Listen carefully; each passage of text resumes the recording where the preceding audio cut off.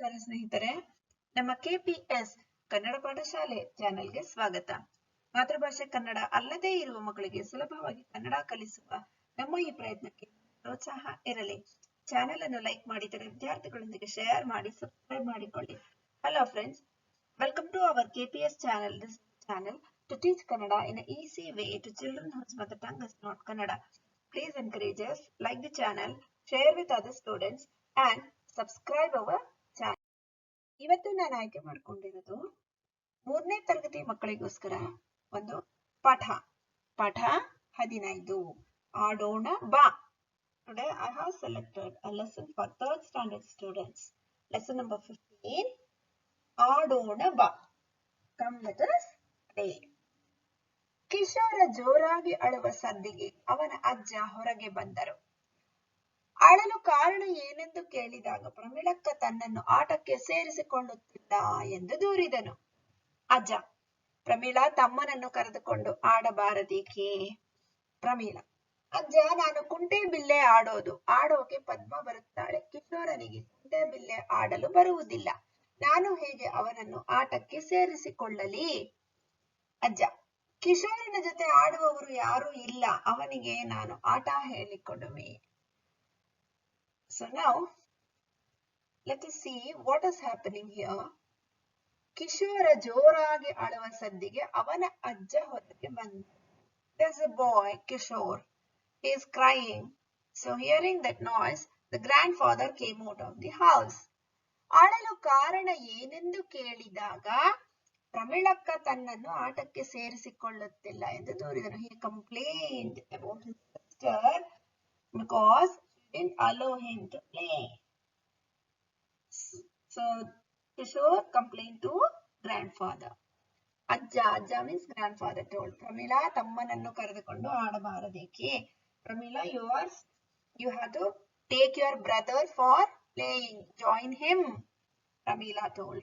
Ajja, nanu kunte bille aadoke Padma barutale. My friend Padma is going to come now. I am going to play kunte bille. And ಕಿಶೋರನಿಗೆ ಕುಂಟೆ ಬಿಲ್ಲೆ ಆಡಲು ಬರುವುದಿಲ್ಲ. Kishore doesn't know this game, so how I will join him? ಅಜ್ಜ: ಕಿಶೋರನ ಜೊತೆ ಆಡುವವರು ಯಾರೂ ಇಲ್ಲ, ಅವನಿಗೆ ನಾನು ಆಟ ಹೇಳಿಕೊಡುವೆ. So nobody is there to play with Kishore. I will teach him how to play. So this is told by grandfather. ಕಿಶೋರ ಕುಣಿದು ಕುಪ್ಪಳಿಸಿ: ಓ ಅಜ್ಜ, ಆಟ ಹೇಳಿಕೊಡುತ್ತಾರೆ. ಕುಂಟೆ ಬಿಲ್ಲೆ ಆಟ ಅಂದ್ರೆ ನನಗೆ ತುಂಬಾ ಇಷ್ಟ. ಅಜ್ಜ ನೋಡು, ಆಟಕ್ಕೆ ಬಿಲ್ಲೆ ಸಿದ್ಧ ಮಾಡ್ಕೊಂಡೆ. Kishora is very happy. Jumps and says, oh, Ajja is going to teach me kunte bille. I like to play with, so I am ready with the bille to play. Pramila: ಕಿಶೋರ, ಬಿಲ್ಲೆ ನಯವಾಗಿ ದುಂಡಾಗಿರಬೇಕು, ಇಲ್ಲವಾದರೆ ಕಾಲಿನಿಂದ ತಳ್ಳುವಾಗ ಗಾಯವಾಗುತ್ತೆ. ಆಟ ಆಡುವಾಗ ಅವಸರ ಮಾಡಬಾರದು. So Pramila will tell Kishora, you have to take a ಬಿಲ್ಲೆ ನಯವಾಗಿ ದುಂಡಾಗಿರಬೇಕು. The stone what you take for playing should be nice and round. Otherwise, when you are pushing it through the leg, you will get hurt. So when you are playing, you should not be in a hurry. ಅಜ್ಜ: ಕಿಶೋರ, ಅಕ್ಕ ಹೇಳಿದ್ದು ಸರಿ, ಅವಳ ಸೂಚನೆಯನ್ನು ಪಾಲಿಸಬೇಕು. So grandfather will tell, whatever your sister is telling is true. You have to listen to the instructions given by your sister. ಏನು? ಅಜ್ಜ: ಸೂಚನೆ ಅಂದ್ರೆ ಏನನ್ನು ಮಾಡಬೇಕು, ಹೇಗೆ ಮಾಡಬೇಕು, ಏನನ್ನು ಮಾಡಬಾರದು ಅನ್ನುವ ಹೇಳಿಕೆಗಳು. ಈಗ ಹೇಳು, ಸೂಚನೆಗಳನ್ನು ಸರಿಯಾಗಿ ಪಾಲಿಸುತ್ತೀಯಲ್ಲವೇ? So Kishora asks, okay, now what is the meaning of instructions? Grandfather will tell, instructions means what we have to do, what we have not to do. So we have to listen to them. You should follow all the instructions. ಕಿಶೋರ: ಆಯ್ತು ಅಜ್ಜ, ಈಗ ಕುಂಟೆ ಬಿಲ್ಲೆ ಅಂಕಣ ಬರೆಯೋಣವೇ? So Kishora will ask, okay, grandfather, now shall we write the drawing for the ಕುಂಟೆ ಬಿಲ್ಲೆ game? ಅಜ್ಜ: ಓಹೋ, ಕಿಶೋರನಿಗೆ ಎಷ್ಟು ಆತರ.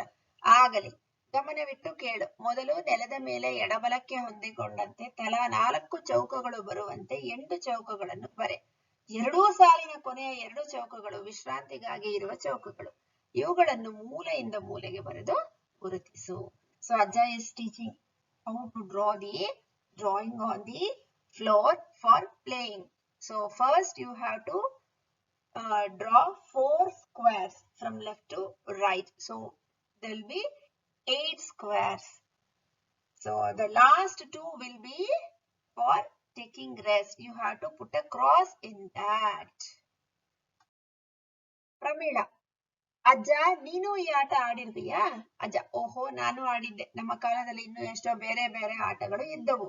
ಕಲ್ಲೋ ಮಣ್ಣೋ, ಚಿನ್ನಿ ದಾಂಡು, ಓಟದ ಆಟ, ಮರಕೋತಿ ಆಟ ಮುಂತಾದ ಹೊರಾಂಗಣ ಆಟಗಳು, ಅಣ್ಣೆಕಲ್ಲು, ಚೌಕಬಾರ, ಉದ್ದಿನ ಮೂಟೆ ಮುಂತಾದ ಒಳಾಂಗಣ ಆಟಗಳು ಇದ್ದವು. ಸದ್ಯಕ್ಕೆ ಈಗ ಈ ಆಟ ಆಡೋಣ. So Pramila asked grandfather, have you played this game also? So Ajay is very happy. Grandfather tells, yes, even I have played. During my time, we had so many other type of games also. And he is listing so many names. Otada Ata, Chinni, Dandu, Kallu, Mannu and Marakoti. These are all outdoor games. And some he is telling about the indoor games. Ane Kallu, Chaukabara, Uddina Mute. These are all indoor games. So now let us play this ಕುಂಟೆಬಿಲ್ಲೆ. ಕಿಶೋರ ಆಯ್ತು, ಇನ್ನೊಮ್ಮೆ ಆ ಆಟಗಳನ್ನು ಹೇಳಿಕೊಡು. ಈಗ ಕುಂಟೆಬಿಲ್ಲೆ ಅಂಕಣ ಬರೆದಾಯ್ತು, ಮುದ್ದೇನು ಮಾಡುವುದು? So Kishora will tell, yes, next time you teach me some more games. Now let us play Kuntabilla. Now draw this as we have to play. Pramila, Kishora, ಮೊದಲು ಆಟದ ನಿಯಮ, ಆಟವಾಡುವ ವಿಧಾನ ತಿಳಿದುಕೋ. First you learn how to play. ಅಜ್ಜ, ಚೌಕದೊಳಗೆ ಎಸೆಯುವ ನಿನ್ನ ಬಿಲ್ಲೆ ಅಂಕಣದೊಳಗಡೆ ಯಾವುದೇ ಚೌಕದ ಗೆರೆ ಮೇಲೆ ಬಿದ್ದರೂ ಔಟ್ ಆದಂತೆ. ಅಂದರೆ ಆಗ ಇನ್ನೊಬ್ಬ ಆಟಗಾರನ ಸರದಿ. ಅದೇ ರೀತಿ ಎಲ್ಲಾ ಚೌಕಗಳಿಗೂ ಬಿಲ್ಲೆಯನ್ನು ತಳ್ಳುತ್ತಾ ಸಾಗುವಾಗಲೂ ಬಿಲ್ಲೆ ಗೆರೆಯ ಮೇಲೆ ನಿಲ್ಲಬಾರದು.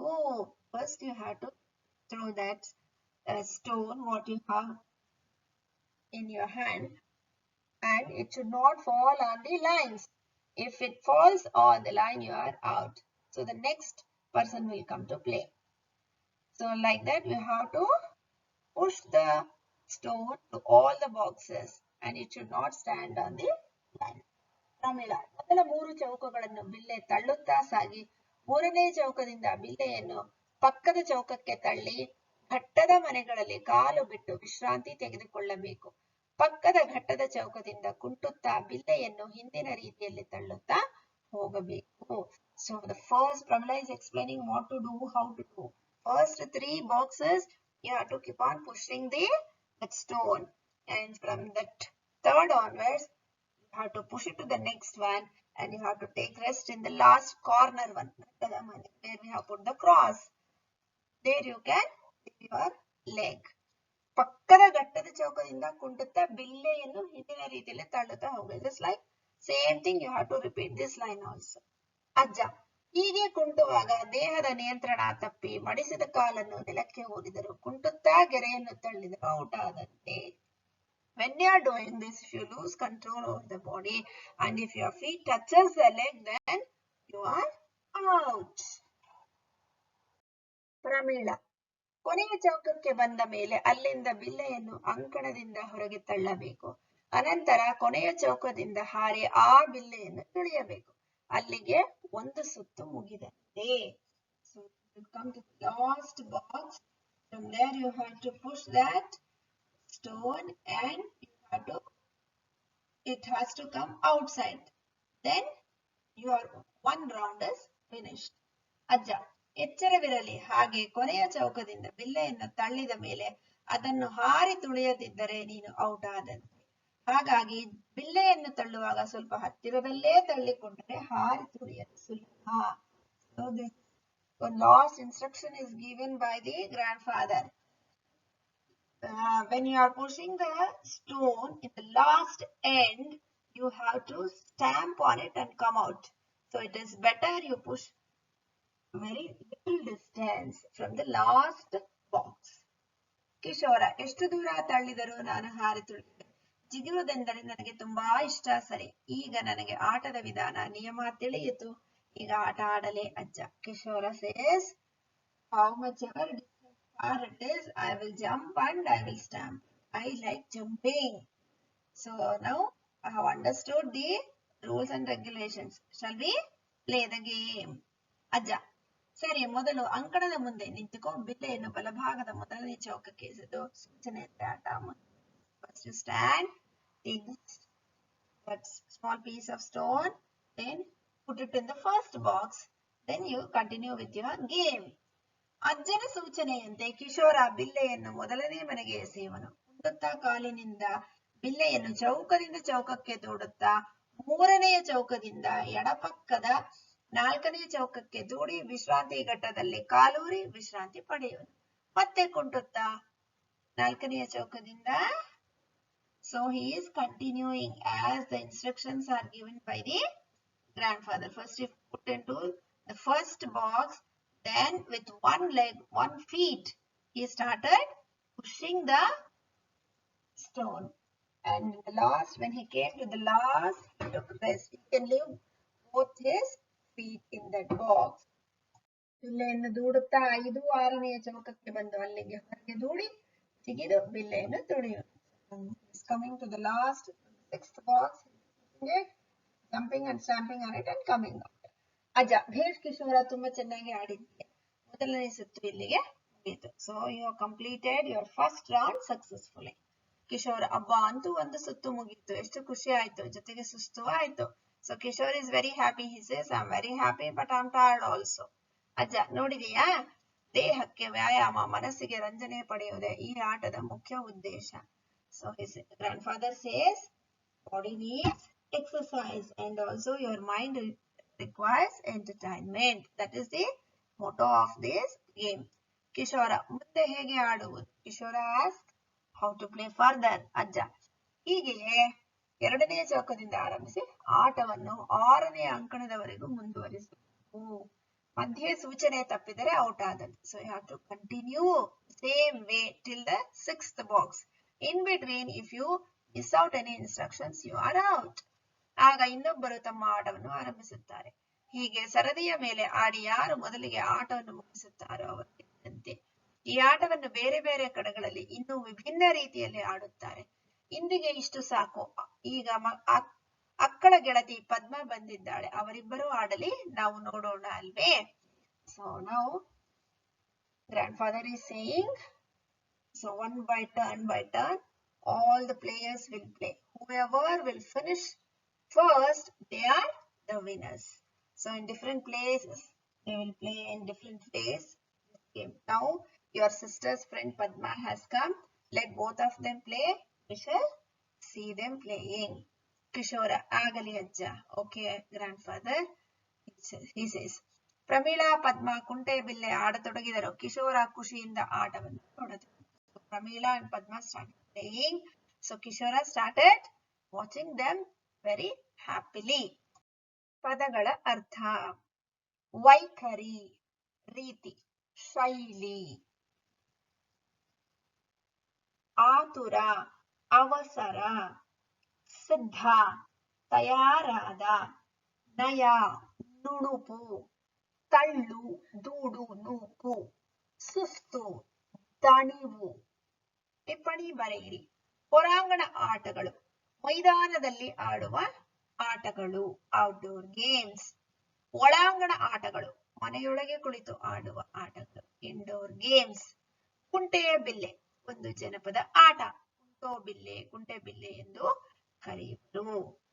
ಬಿಲ್ಲೆ, ಕುಂಟೆ ಬಿಲ್ಲೆ ಆಟಕ್ಕೆ ಬಳಸುವ ದುಂಡಾಗಿರುವ ವಸ್ತು. ಸಾಮಾನ್ಯವಾಗಿ ಹೆಂಚಿನ ಚೂರು, ತೆಳುವಾದ ಕಲ್ಲಿನ ತುಂಡು ಅಥವಾ ಮರದ ಬೀಜ. ಈ ಪ್ರಶ್ನೆಗಳಿಗೆ ವಾಕ್ಯದಲ್ಲಿ ಉತ್ತರಿಸಿ. ಕಿಶೋರ ಏಕೆ ಅಳುತ್ತಿದ್ದ? ಪ್ರಮೀಳಕ್ಕ ತನ್ನನ್ನು ಆಟಕ್ಕೆ ಸೇರಿಸಿಕೊಳ್ಳಲಿಲ್ಲ, ಆದ್ದರಿಂದ ಅಳುತ್ತಿದ್ದ. ಕಿಶೋರ ಅಳುವ ಸದ್ದಿಗೆ ಯಾರು ಹೊರಗೆ ಬಂದರು? ಕಿಶೋರ ಅಳುವ ಸದ್ದಿಗೆ ಅವನ ಅಜ್ಜ ಹೊರಗೆ ಬಂದರು. ಪ್ರಮೀಳ ಯಾವ ಆಟವನ್ನು ಆಡಲು ತಯಾರಾಗಿದ್ದಳು? ಪ್ರಮೀಳ ಕುಂಟೆ ಬಿಲ್ಲೆ ಆಟವನ್ನು ಆಡಲು ತಯಾರಾಗಿದ್ದಳು. ಬಿಲ್ಲೆ ಹೇಗಿರಬೇಕು? ಬಿಲ್ಲೆ ನಯವಾಗಿ ದುಂಡಾಗಿರಬೇಕು. ಅಂಕಣದಲ್ಲಿ ವಿಶ್ರಾಂತಿಗಾಗಿ ಇರುವ 2 ಚೌಕಗಳಿಗೆ ಏನೆನ್ನುತ್ತಾರೆ? ಅಂಕಣದಲ್ಲಿ ವಿಶ್ರಾಂತಿಗಾಗಿ ಇರುವ ಚೌಕಗಳಿಗೆ ಘಟ್ಟದ ಮನೆಗಳು ಅಂತಾರೆ. ಈ ಪ್ರಶ್ನೆಗಳಿಗೆ 2-3 ವಾಕ್ಯದಲ್ಲಿ ಉತ್ತರಿಸಿ. ಅಜ್ಜ ಆಡಿದ್ದ ಆಟಗಳು ಯಾವುವು? ಕಲ್ಲು ಮಣ್ಣು, ಚಿನ್ನಿ ದಾಂಡು, ಓಟದ ಆಟ, ಮರಕೋತಿ ಆಟ, ಆಣೆಕಲ್ಲು, ಚೌಕಾಬಾರ ಮತ್ತು ಮುತ್ತಿನ ಮೂಟೆ ಇವು ಅಜ್ಜ ಆಡಿದ್ದ ಆಟಗಳು. ಬಿಲ್ಲೆ ಎಸೆಯುವ ಬಗ್ಗೆ ಅಜ್ಜ ಏನೆಂದು ಹೇಳಿದರು? ಚೌಕದೊಳಗೆ ಎಸೆಯುವ ಬಿಲ್ಲೆ ಅಂಕಣದೊಳಗಿನ ಯಾವುದೇ ಚೌಕದ ಗೆರೆ ಮೇಲೆ ಬಿದ್ದರೂ ಔಟ್ ಆದನು. ಅಂದರೆ ಆಗ ಇನ್ನೊಬ್ಬ ಆಟಗಾರನ ಸರದಿ. ಅದೇ ರೀತಿ ಎಲ್ಲ ಚೌಕಗಳಿಗೂ ಬಿಲ್ಲೆಯನ್ನು ತಳ್ಳುತ್ತಾ ಸಾಗುವುದು ಬಿಲ್ಲೆ ಗೆರೆಯ ಮೇಲೆ ನಿಲ್ಲಬಾರದು ಎಂದು ಹೇಳಿದರು. ಮೊದಲ 3 ಚೌಕಗಳನ್ನು ಬಿಲ್ಲೆ ತಳ್ಳುತ್ತಾ ಸಾಗಿದ ನಂತರ ಏನು ಮಾಡಬೇಕು? 3ನೆಯ ಚೌಕದಿಂದ ತಳ್ಳಿ ಘಟ್ಟದ ಮನೆಗಳಲ್ಲಿ ಕಾಲು ಬಿಟ್ಟು ವಿಶ್ರಾಂತಿ ತೆಗೆದುಕೊಳ್ಳಬೇಕು. ಪಕ್ಕದ ಘಟ್ಟದ ಚೌಕದಿಂದ ಬಿಲ್ಲೆಯನ್ನು ರೀತಿಯಲ್ಲಿ ತಳ್ಳುತ್ತಾ ಹೋಗಬೇಕು. ಕೊನೆಯ ಚೌಕಕ್ಕೆ ಬಂದ ಮೇಲೆ ಏನು ಮಾಡಬೇಕೆಂದು ಪ್ರಮೀಳಾ ಹೇಳಿದಳು. ಕೊನೆಯ ಚೌಕಕ್ಕೆ ಬಂದ ಮೇಲೆ ಅಲ್ಲಿಂದ ಬಿಲ್ಲೆಯನ್ನು ಅಂಕಣದಿಂದ ಹೊರಗೆ ತಳ್ಳಬೇಕು. ಆನಂತರ ಕೊನೆಯ ಚೌಕದಿಂದ ಹಾರಿ ಆ ಬಿಲ್ಲೆಯನ್ನು ತುಳಿಯಬೇಕು ಎಂದು ಪ್ರಮೀಳಾ ಹೇಳಿದಳು. ಕುಂಟೋ ಬಿಲ್ಲೆ ಆಟದ ಉದ್ದೇಶಗಳು ಯಾವುವು? ದೇಹಕ್ಕೆ ವ್ಯಾಯಾಮ, ಮನಸ್ಸಿಗೆ ರಂಜನೆ ಪಡೆಯುವುದು ಕುಂಟೆ ಬಿಲ್ಲೆ ಆಟದ ಉದ್ದೇಶಗಳು. ಹೊರಾಂಗಣ ಮತ್ತು ಒಳಾಂಗಣ ಆಟಗಳನ್ನ ವರ್ಗೀಕರಿಸಿ ಬರೀಬೇಕು. You have to separate these names into indoor and outdoor games. ಕುಂಟೆಬಿಲ್ಲೆ ಆಡುವ ವಿಧಾನವನ್ನು ಅನುಕ್ರಮವಾಗಿ ಬರೆಯಿರಿ. So will write in the order. ಅಂಕಣ ಬರೆಯುವುದು, ಮೊದಲ ಚೌಕಕ್ಕೆ ಬಿಲ್ಲೆ ಎಸೆಯುವುದು, ಘಟ್ಟದ ಚೌಕದಲ್ಲಿ ವಿಶ್ರಾಂತಿ ಪಡೆಯುವುದು, ಕೊನೆಯ ಚೌಕದಿಂದ ಬಿಲ್ಲೆಯನ್ನು ಹಾರಿ. ಈ ಕೆಳಗಿನ ಪದಗಳನ್ನು ನಿಮ್ಮ ಸ್ವಂತ ವಾಕ್ಯಗಳಲ್ಲಿ ಬಳಸಿ ಬರೆಯಿರಿ. ಸರದಿ, ನಾನು ಸರದಿಯಲ್ಲಿ ನಿಂತು ನೀರು ತುಂಬುತ್ತೇನೆ. ಕುಣಿದು ಕುಪ್ಪಳಿಸು, ನಾನು ಸಂತೋಷದಿಂದ ಕುಣಿದು ಕುಪ್ಪಳಿಸಿದೆನು. ಪಾಲಿಸು, ನಾನು ತಂದೆ ತಾಯಿ ಹೇಳಿದ ಮಾತನ್ನು ಚಾಚು ಚಪ್ಪದೆ ಪಾಲಿಸುತ್ತೇನೆ. ಅವಸರ, ನಾನು ಅವಸರದಿಂದ ಊಟ ಮಾಡುವುದಿಲ್ಲ. ನಾನಾರ್ಥ, ಒಂದು ಪದಕ್ಕೆ ಇರುವ ಬೇರೆ ಬೇರೆ ಅರ್ಥಗಳಿಗೆ ನಾನಾರ್ಥ ಎನ್ನುವರು. One word will be having different meanings. That is called ನಾನಾರ್ಥ. ಉದಾಹರಣೆ, ಕಳೆ ಶೋಭೆ, ಕಳೆ ಬೇಡವಾದ ಸಸ್ಯ. ಆಡು, ಮೇಕೆ, ಪಂದ್ಯವಾಡು. ಕಾಡು, ಕಾನನ ಅರಣ್ಯ, ಪೀಡಿಸು. ಹೊಳೆ, ನದಿ, ತೊರೆ. ಹರಿ, ವಿಷ್ಣು, ಚಿಂದಿ ಮಾಡು. ಕವಿ, ಕಬ್ಬಿಗ, ಕಾವ್ಯ ಕರ್ತೃ. ಮಾದರಿ, ಈ ವಾಕ್ಯಗಳಿನ ಸೂಚನೆಗಳಿಗೆ ಅಡಿಗರಿ ಹಾಕಿ. You have to underline. ನಿಧಾನವಾಗಿ ನಡೆ, ಇಲ್ಲವಾದರೆ ಬಿದ್ದು ಬಿಡುವೆ. ನಿಧಾನವಾಗಿ ನಡೆ, ಅದನ್ನ ಅಂಡರ್ಲೈನ್ ಮಾಡಬೇಕು. ಸೊ ಅಡಿಗೆರೆ ಅಂದ್ರೆ ಅಂಡರ್ಲೈನ್. ರಸ್ತೆ ದಾಟುವಾಗ ಎಡಬಲ ನೋಡಬೇಕು. ಸೊ ಎಡಬಲ ನೋಡಬೇಕು, ಅದಕ್ಕೆ ಅಂಡರ್ಲೈನ್ ಮಾಡಿ. ಗಲಾಟೆ ಮಾಡಬೇಡಿ, ಮಾಡಿದರೆ ಪಾಠ ಅರ್ಥ ಆಗುವುದಿಲ್ಲ. ಗಲಾಟೆ ಮಾಡಬೇಡಿ, ಗಲಾಟ ಮಾಡಬೇಡ ಅನ್ನೋದಕ್ಕೆ ಅಂಡರ್ಲೈನ್ ಮಾಡಿ ಅಡಿಗೆರೆ ಹಾಕ್ಬೇಕು. ಆಟ ಆಡುವಾಗ ಎಚ್ಚರವಿರಲಿ, ಇಲ್ಲವಾದರೆ ಅಪಘಾತವಾಗುವುದು. ಆಟ ಆಡುವಾಗ ಎಚ್ಚರವಿರಲಿ, ಅದಕ್ಕೆ ಅಂಡರ್ಲೈನ್ ಮಾಡಿ. ಊಟ ಮಾಡುವಾಗ ಅವಸರ ಮಾಡಬಾರದು, ಅವಸರ ಮಾಡಬಾರದು, ಅದಕ್ಕೆ ಅಡಿಗೆರೆ ಹಾಕಬೇಕು ಅಥವಾ ಅಂಡರ್ಲೈನ್ ಮಾಡಬೇಕು. ಮಾದರಿಯಂತೆ ಬರೆಯಿರಿ. ಮಾದರಿ, ಆಡೋದು, ಆಡುವುದು. So you have to change this word, the format. One example has been given. ಆಡೋದು, ಆಡುವುದು. ಮಾಡೋದು, ಮಾಡುವುದು. ಬಿಡೋದು, ಬಿಡುವುದು. ಬರೆಯೋದು, ಬರೆಯುವುದು. ತಳ್ಳೋದು, ತಳ್ಳು. ಸೊ ಇಲ್ಲಿಗೆ ಈ ಪಾಠ ಮುಗಿದಿದೆ. ಅಭ್ಯಾಸ ಮಾಡ್ಕೊಳ್ಳಿ. ಮತ್ತೆ ಮುಂದಿನ ತರಗತಿನಲ್ಲಿ ಭೇಟಿ ಮಾಡೋಣ. So let us meet in our next class. Practice this. Bye children and thank you.